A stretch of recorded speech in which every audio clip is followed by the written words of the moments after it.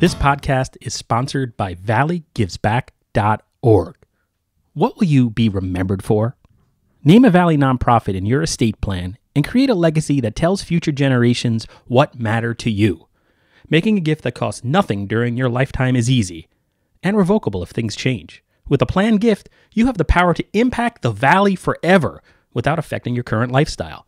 Your action inspires others to make a difference in their own way. Remember the Valley. Ask your accountant, financial planner, or attorney about planned giving options. Plan now. Give later. Impact tomorrow. Learn more at valleygivesback.org. For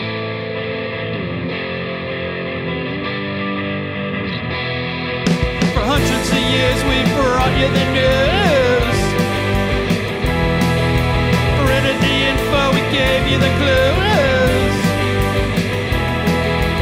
Owners' profits were always sky high. Changing market now threatens our lives.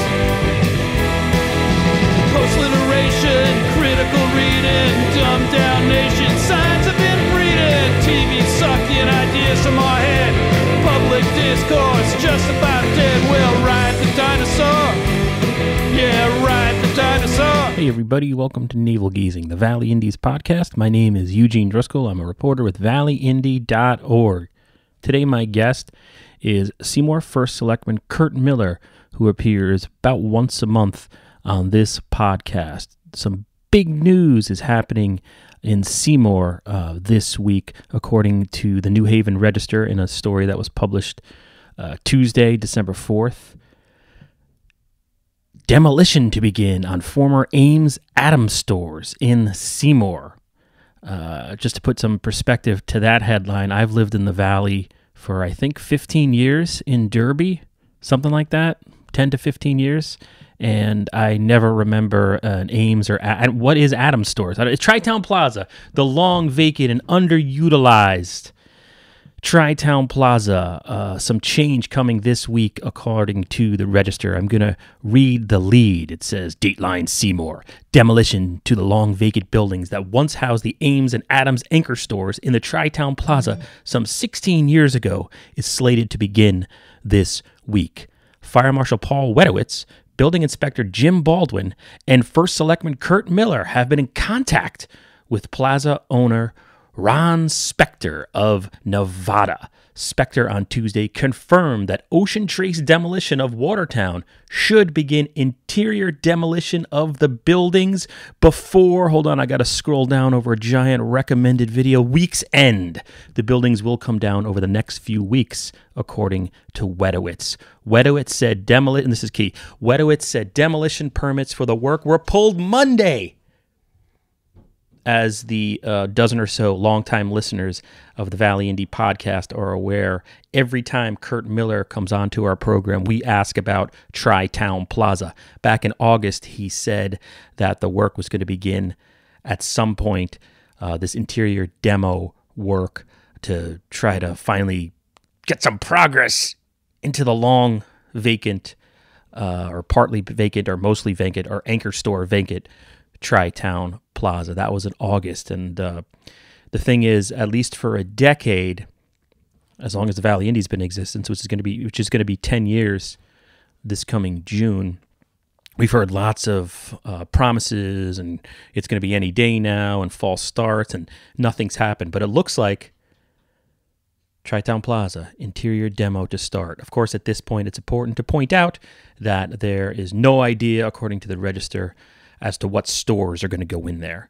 So, but I mean, the fact that we've got some sledgehammers, do they use sledgehammers for that interior demo walk? That's news. And so I have been harassing Curt Miller to come on the podcast. And before we do the interview, or I play you the interview, this is being pre-recorded, this portion of the podcast. First, I wanted to thank our sponsor, valleygivesback.org. Please visit that website. But I wanted to quickly go over the comments. I posted a link to the Register story on the Valley Indie Facebook page, and allow me to do a humble brag. In 1 hour, the story was shared 43 times in an hour. So there is significant interest in this story. It has definitely gone Valley viral. Hearst Corporation, please send the check to 158 Main Street, Suite 305. Some of those sweet page views that are coming from Valley Indie Facebook. But let's go over what people had to say. Here are people reacting to the story.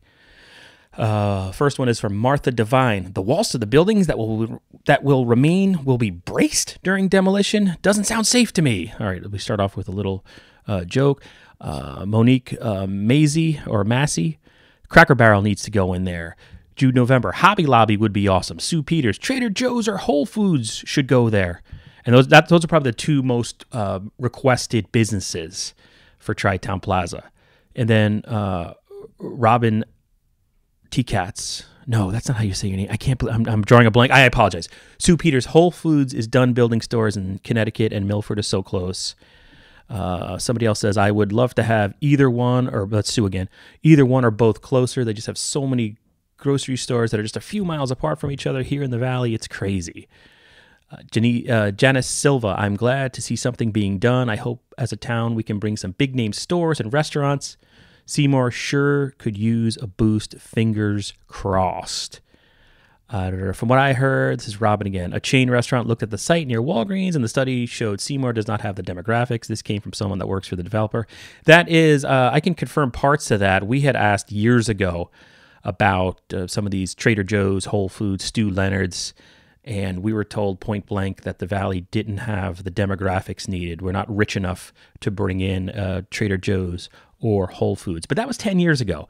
And I will point to the rebirth that happened at the Valley Bowl property there, where we now have a Panera and an Aldi's.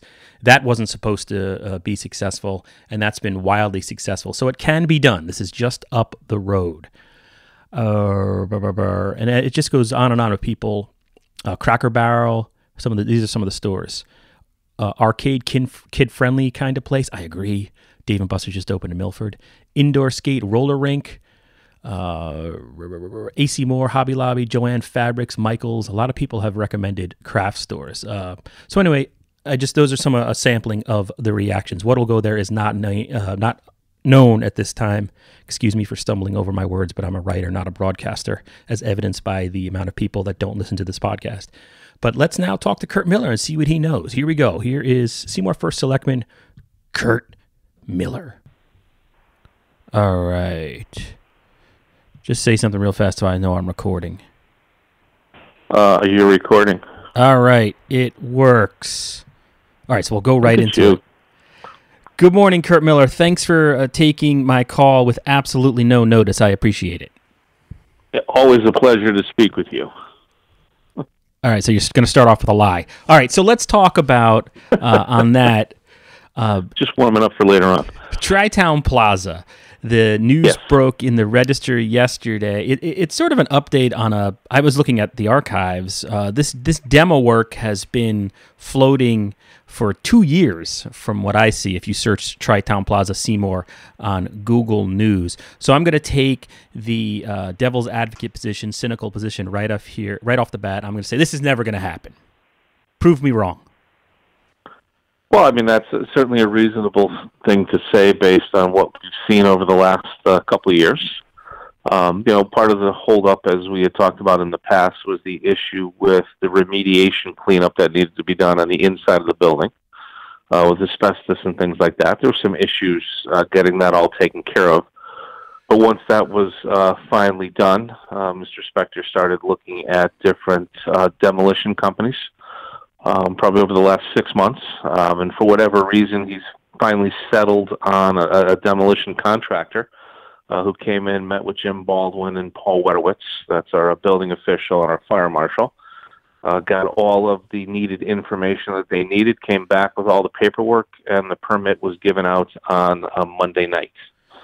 And that's, I'm sorry, go ahead. I interrupted. Go ahead. Oh, I was going to say, no, I spoke with Mr. Spector yesterday. We went back and forth text messages that he said that he was looking to have this done within the next, completed in the next 2 months, that the fencing should be going up within the next day or two. They would be starting remediation or demolition work, on the inside, because they have to do a lot of stuff on the inside first. and then they expect to get to the outside of the building within the next 2 weeks or so. Yeah, and the big news here for anybody who doesn't believe that this is actually going to happen, we've seen some of those reactions on Facebook, is the fact that the permits were pulled. Before this, it was it was coming. Now he's pulled the permit, so that's the closest Tri-Town Plaza has ever been, at least in the last 9 years, to real change. Is that correct? Yes. That is correct. And, the demolition company, as I said, met with Jim Baldwin and Paul Wedowitz. Yep. And talked about timelines, what needs to be done, expectations, and things like that. So, their indication is they're moving forward as quickly as they can to get this done, and so they can move on to the next job. And can you describe what's going to be done? It's hard for me to visualize, but I guess it's interior demo, so they're going to be knocking down walls inside the old Ames. Is that basically it, or? Yeah, I mean, I don't fully understand how the whole process works, but from what Jim Baldwin has explained to me just quickly, is there things that need to be done on the inside before they just come in and essentially start knocking down the outside walls. Some of the structure is going to remain, so there's things that need to be done to brace walls and things like that to make sure that they're protecting the structure that's going to stay up. There's a plan that was put out about probably about a year ago. I think we've talked about that, where two of the section down by Alberto's, that's going to remain, and then a smaller section down by the movie theater is going to remain. The rest is going to be taken out, so it's open space, and at that point we build the suit based on who comes in and what they're looking for. So they're gutting the interior, the middle section, the large middle section of the plaza, and leaving the two end caps as is, basically, it sounds like. Yes, pretty much is what it's going to be. There's a lot of prep work that needs to go into this as well. Obviously, with it being an active demolition site, both Jim and Paul were very concerned about safety of the people still using the plaza.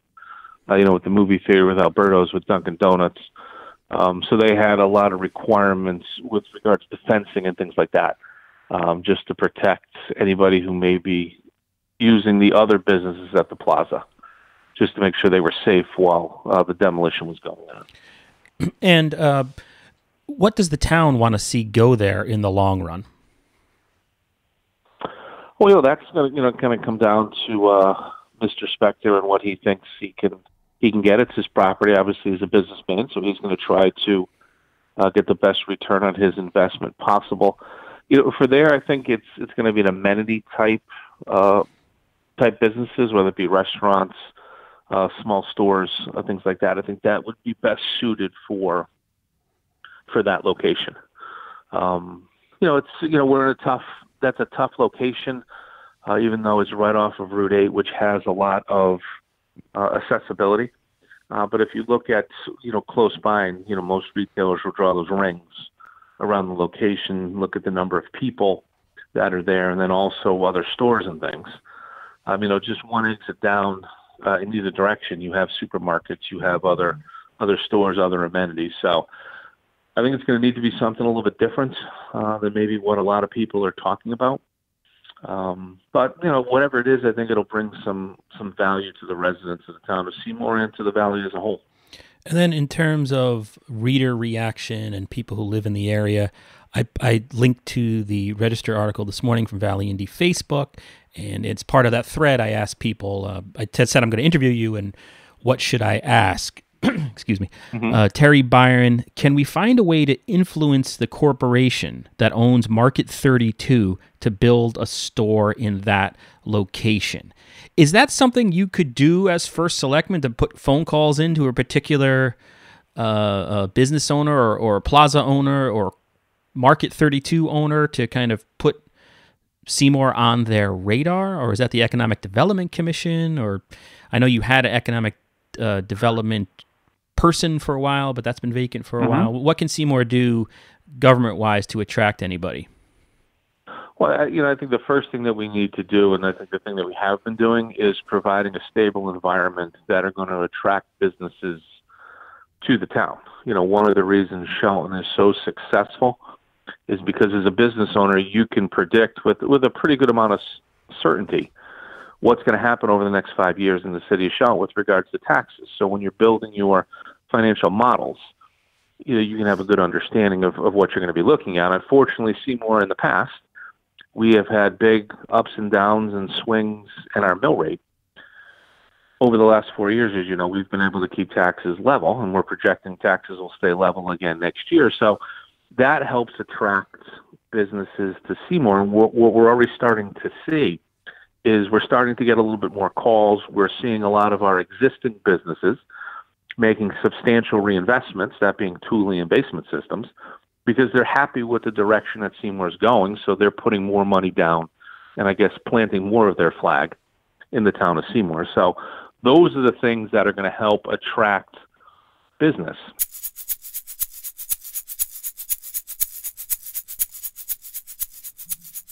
Hey, this is Eugene, most likely interrupting myself to bring you a word from our sponsor, valleygivesback.org.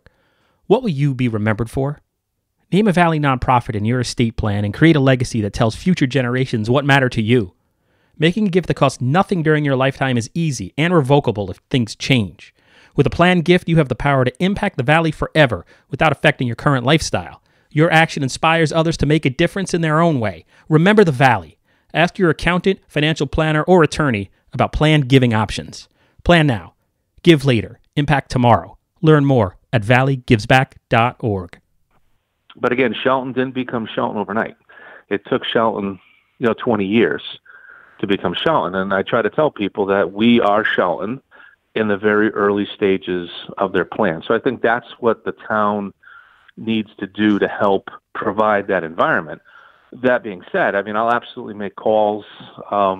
Any business, I'll talk to any business owner, that wants to talk about Seymour, whether it's to recruit them, whether it's to let them talk about, what opportunities they may have, how Seymour may fit. This is from John Zaleski on the Valley Indy Facebook page, and this is a theme that was raised within the thread. After the structure is raised, what aesthetic will be done? Or I guess what aesthetically will be done to the property? Will we look at weeds and rubble for decades? Well, I certainly hope not. We'll certainly hold them to a certain standard. And again, that's an active plaza. So I would expect that, Mr. Spector is not going to let the property go into decay at that level. He does, other than the buildings themselves, he does do a very nice job of upkeep in the plaza. He's resealed, he's restriped, they plow it. They take care of the landscaping. They try to keep it clean. So I would be shocked, to John's question, if it got into that state of a disarray for any period of time. That's true. It's not a place where the weeds are growing through the pavement, even though there's a lack of use for a major portion of the shopping center. He just had that parking lot resealed within the last, I want to say 3 or 4 years. And has Mr. Spector in your conversations mentioned any type of store he'd like to see go there? Like, is a grocery store even on his radar? Because that seems to be definitely something. I'm sorry. Go ahead. He's looked at a bunch of different types of businesses, from restaurants to retail to a brewery. We actually had about two or 3 months ago, we had a very in-depth discussion. He was trying to bring a brewery in, and what it would take with the existing structure to bring that brewery in, and what would need to be done and things like that. In the end, it just didn't work out with the brewery. But he's very actively marketing it. He has a commercial realtor. I speak to her probably every month or two. We just kind of check in just to see what's going on, to see if I can help. If she gets leads on anything, she generally will give me a call so I can answer any questions, provide any assistance. So it's actively being marketed. I truly think that the biggest hindrance it had was the size and the condition of the existing structures. And I would expect that now that these are going to be taken down, it's going to be more of a build to suit. I think the the desire to put some businesses there is definitely going to pick up. Okay. So anything else you wanted to add about the Tri-Town news, Mr. Miller? No, but I mean, I just want to reiterate to people when they, and looking at some of the comments on social media and things like that, this is economic development, sure. And if you look at, retail stores, grocery stores, things like that, sure, they bring a little bit of money of tax revenue in. They provide some full-time, mostly part-time jobs, so that's certainly good for the community. But the biggest thing that these types of plazas provide to residents is the amenities, and that's something that we definitely need. But, in the grand scheme of economic development, the thing that really fuels the town, the thing that really drives the town are the bigger type developments, the things that Thule and Basement Systems are doing. So while those are not as noticeable, not as sexy maybe as, a new grocery store, those are the things, though, that help us keep our mill rate stable. So, I just want to make sure the residents understand that we need to have the balance of the two. And over the last couple of years, what we've seen is we've had that bigger economic development, the stuff that's allowed us to help keep our mill rate stable, but we haven't had as much of the amenities. So, it's exciting to see that now we're going to have an opportunity, hopefully, to bring some new amenities in for the residents to help keep them in Seymour, like a lot of them are requesting, so they don't have to go to other towns and communities. So, I look forward to, an exciting spring and summer, and hopefully we're seeing some new businesses come into Tri-Town Plaza. And then you were reelected to the first selectman's post, a year ago? You were sworn in for your, ninth term, whatever, a year ago? Fourth term in November of 2017. So you're the odd year. Well, the first Monday in December technically is when you're sworn in. Oh, okay, gotcha. So you're up for re-election next year. I'm up for re-election next year. Yes. Are you going to run again? Maybe I've asked you this before, but are you going to run for first selectman again? I'll make my final decision probably right after the holidays. I had said in the past that this fourth term. It's after Thanksgiving. Why don't you do it now? We just passed the holiday. I'm looking at the Christmas holiday. How about this? The first of the year holiday. But I said that this would be my last.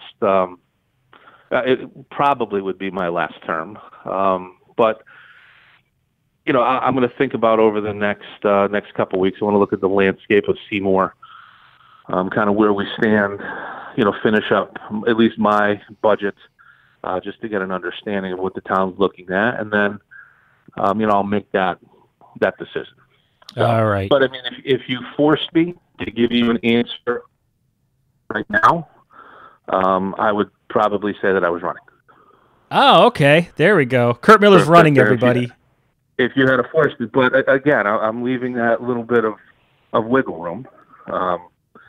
Because I am exploring that will be edited out. Opportunities. We will edit out all wiggle room. The wiggle room's gone, sir. You'll edit out the wiggle room? Yeah, that's gone. You'll do some good fake newsing? Yeah, that's what we're going. We need some new revenue, so that's the route we're going. All right. So you heard it here first. I want to thank you very much for coming on and explaining this to the people and for answering questions from our readers. And I guess Merry Christmas, because we probably will not talk before the holidays are upon us. So thank you very much, First Selectman. No, my pleasure. You guys, hope you and your family have a great Christmas as well. Happy holidays to everybody's out there, depending on what they celebrate. And I look forward to having our regular monthly podcast where we can get together and talk about all things Seymour. Yeah, because hopefully Tri-Town will be down. We don't have anything to write about. Oh, yeah. Well, unfortunately, and give you some updated stories. Your cell phone cut out at the perfect time, but I think you said because now we won't have Tri-Town Plaza lack of progress. We won't be able to bring that up, I think. But I was thinking about starting a new segment on this podcast called Texts That Kurt Miller Has Not Responded To. I was just going to start reading them. There was the one I had texted you. Gordon Ramsay was at Stone's Throw. What's the route? I kept hearing that. It was in the middle of the election season. Was Gordon Ramsay hanging out on Roosevelt Drive in Seymour or what? I was sworn to secrecy by the producers. Gordon Ramsay came into Seymour to Stone's Throw to film a show. So I was not allowed to say anything. But you've just confirmed that Gordon Ramsay was here. He works here, yes. And do you have I'll any? talk about it now all you want. Well, do you know the name of the show or anything like that, or is it a kitchen nightmares type show? Yeah, the Hell's Kitchen or Kitchen Nightmare or one of the shows that he does with regards to that. So, any idea when it's going to air? I didn't realize he was still on the air. But that I don't know. I was unable to attend. I was out of town for some family stuff, so I wasn't able to make it. But if you notice there, if you look around on social media, you'll see a lot of people from Seymour actually showed up. Okay. And were there while it was being filmed. So, but that was an intentional ignoring. Oh, that was intentional because the other one I had asked you, maybe this was intentional too. Right before the election, I asked which charter questions were non-binding. I guess you wanted to keep that secret. Oh no, I responded to that in the podcast. Oh no, it was after. I didn't want to go back and listen to the podcast. I just wanted you to tell me. I wanted you to do my job for me. So, but you ignored that one after. Sorry. Oh, look, that was not an intent. That was just an oversight. So I apologize for that one. But I assume, being the exceptional journalist that you were, that you would have taken notes. Yeah, I want to also thank you for this heads up on Tri-Town Plaza. That was really nice of you too. You're always there for us, Kurt. What I announced it yesterday. Where? It was one public shot. I announced it at the Board of Selectmen meeting. Oh, God, the Board of Selectmen meeting. Was that on your agenda? I'm going to bring up your agenda right now. It was during my first Selectmen's comment. So it wasn't noted on the agenda. If anybody wanting to, was it noted on the agenda so people would have a chance to see what you're talking about? Or you just had to be there in person. It was part of my first Selectmen's report. Okay, so it wasn't noted on your agenda. You'd have to be a mind reader. Well, no, I don't know. I don't list everything on the agenda that I'm going to speak about my first Selectmen's report. I also talked about Wendy's coming to Seymour. I talked about the timeline for Tulian Basement Systems finishing their over $10 million project. So there was a few updates. It's a great meeting, the first and third Tuesday of every month. You should probably come by and say hello, and maybe you learn something. I'll be at the next one. Oh, I will hold my breath. All right, sir. Thanks a lot, as always. Not a problem. You need anything else, give me a call. See ya. For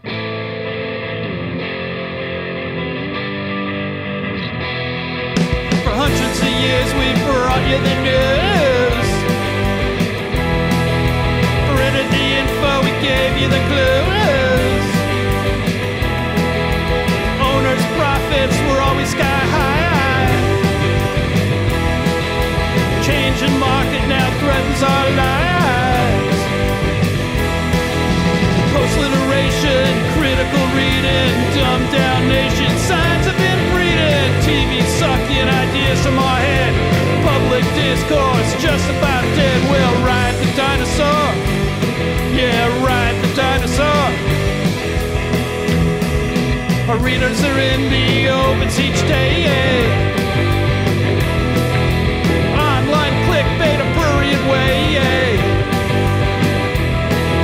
It's free information here to stay, Not even hookers give it away, Advertising, metastasizing, newsroom shrinking, constant attrition. We'll ride the dinosaur. We'll ride the dinosaur.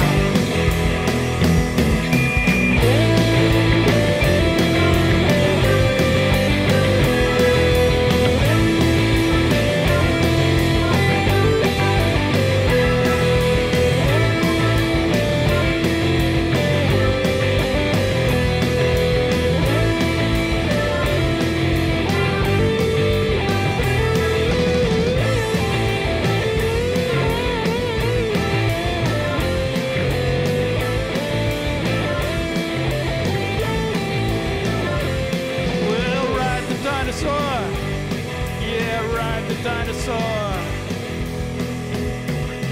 Deadlines, bylines, pictures too.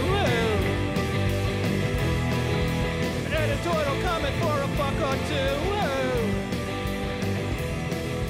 Fire down the block, the murder next door.